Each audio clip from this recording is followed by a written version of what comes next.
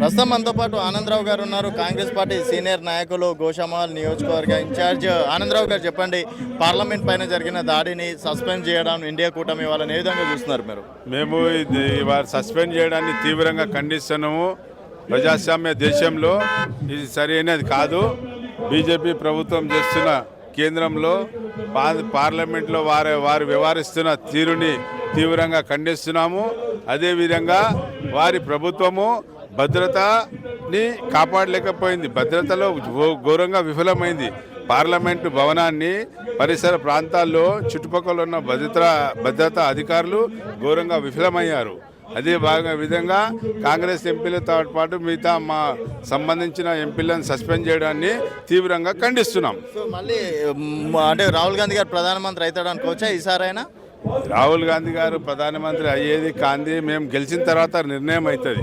కాకపోతే మా యువనాయకునికి అవకాశాలు 100% ఉన్నాయి.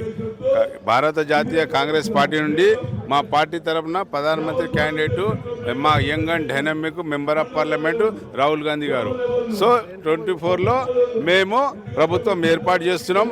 మా కూటమి నిర్ణయం ఇస్తుంది, మా ఇండియా కూటమి. గతంలో కూడా కాంగ్రెస్ హయాంలో ఉన్నప్పుడు చాలా దాడులు జరిగినాయి కదా అండి? అలా కాదు. ఇప్పుడు ఏంటంటే మాకు మెజార్టీ రావాలి.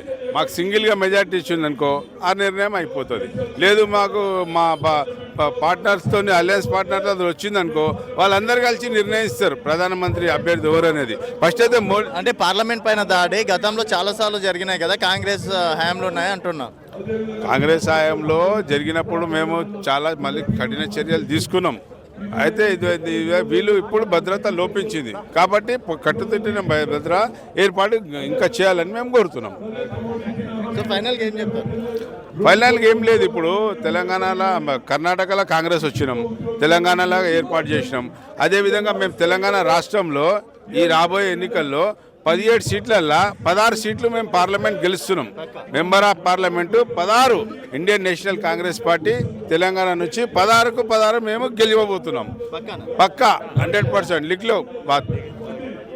So next 16